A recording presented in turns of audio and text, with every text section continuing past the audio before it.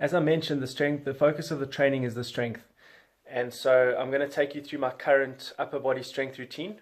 We also have a lower body strength routine and a trunk stability routine, which I do. Each of those I do twice a week. So we end up doing 6 really short, sharp, and very intensive strength workouts. And hopefully that's going to give us the base to take our strength into the next level.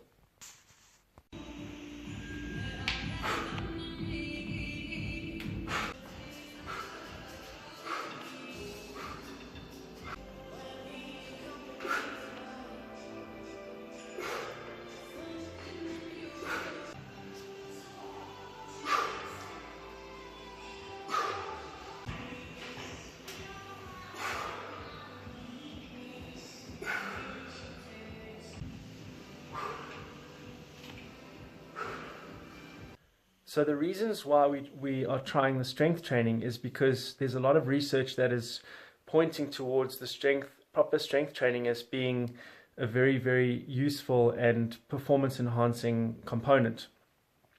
So, for example, if someone had to run 100 meters, what the body needs to be able to do is the leg needs to be able to swing back to a certain angle, and you need a certain amount of muscle strength and repetition speed to be able to generate forward momentum in a fast way.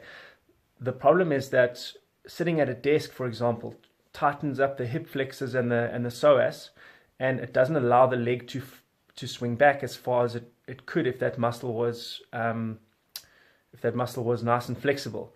And to go with that, if the glute is not strong, it's also not going to pull the leg back against that psoas and the hip flexor to be able to get that range of motion that you need to be able to generate the forward momentum, to get the distance per stride, etc., etc. So these are all components of strength training that we need to work on, and it goes for every joint of the body. Every joint of the body needs its range and its strength.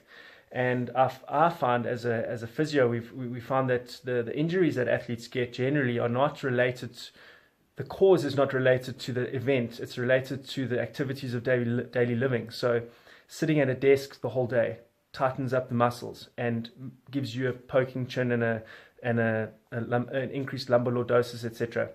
And all those components put together, combined with the stress of the actual sport, then will give you the injury. But if you remove those activities of daily living and rectify the actual imbalances in the body doesn't get injured as easily, obviously. So that is the purpose of the strength training, is to make sure the body is strong, the body has got its range of motion, the body is moving correctly, and all those muscle groups are working together in natural movements.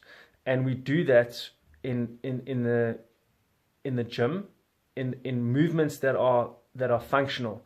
So we do a bench press because we're using our chest, triceps, and anterior deltoids. We're using those muscles all together. Whereas when we do a seated row, for example, we're gonna be using our rhomboids and our biceps together, and all those muscles generally function together in the normal neuromuscular patterning of movement. So that is the purpose of the strength training. But also the strength training is going to increase your muscle mass.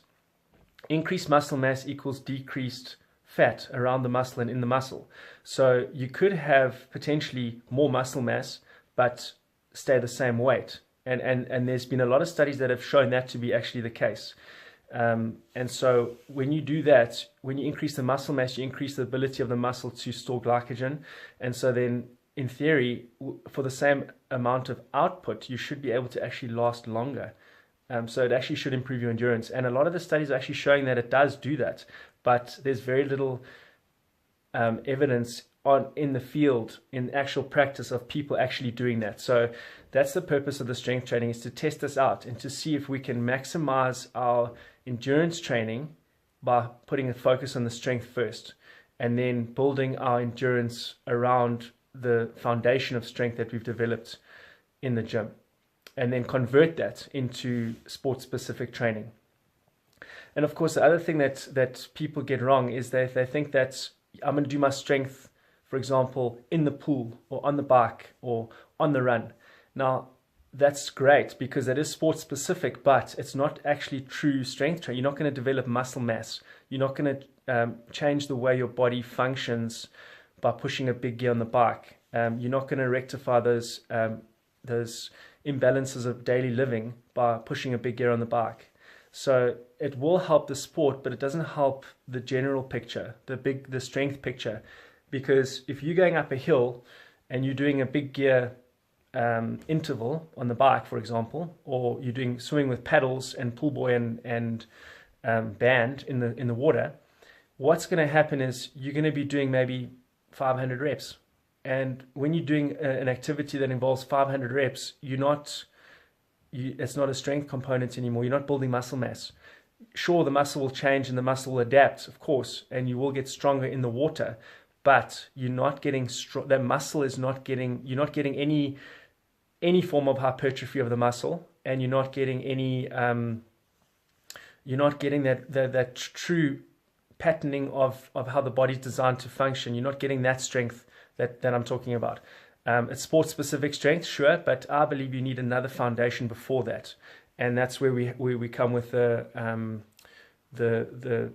strength training and doing proper foundational, basic gym strength to increase muscle mass and to make the body work properly.